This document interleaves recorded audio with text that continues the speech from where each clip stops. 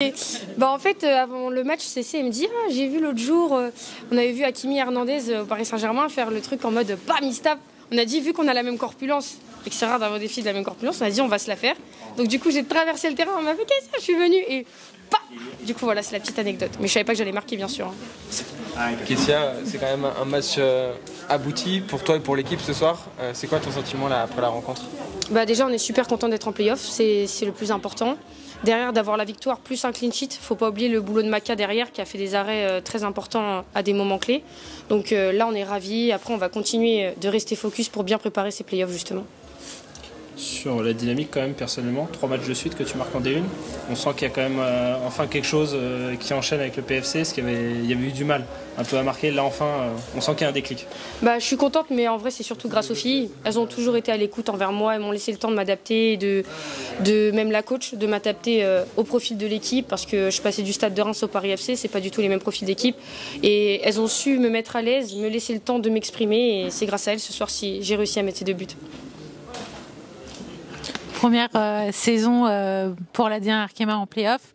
Quel est votre sentiment? Est-ce que vous envisagez déjà le match contre probablement l'Olympique lyonnais?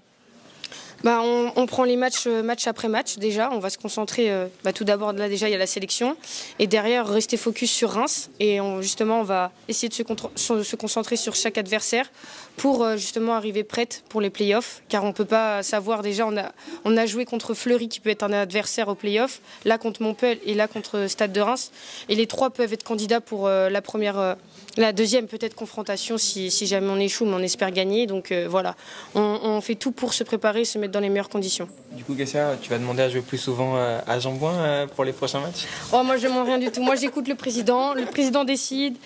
Après on fait ce qu'on peut avec le terrain qu'on a, on sait que le président est déjà très fâché de ce qui se passe avec la pelouse à Charletti et on sait qu'il fait son maximum. Encore aujourd'hui on est dans de très belles conditions, quand on voit le stade on est gâté, donc merci à lui de nous mettre dans ces dispositions.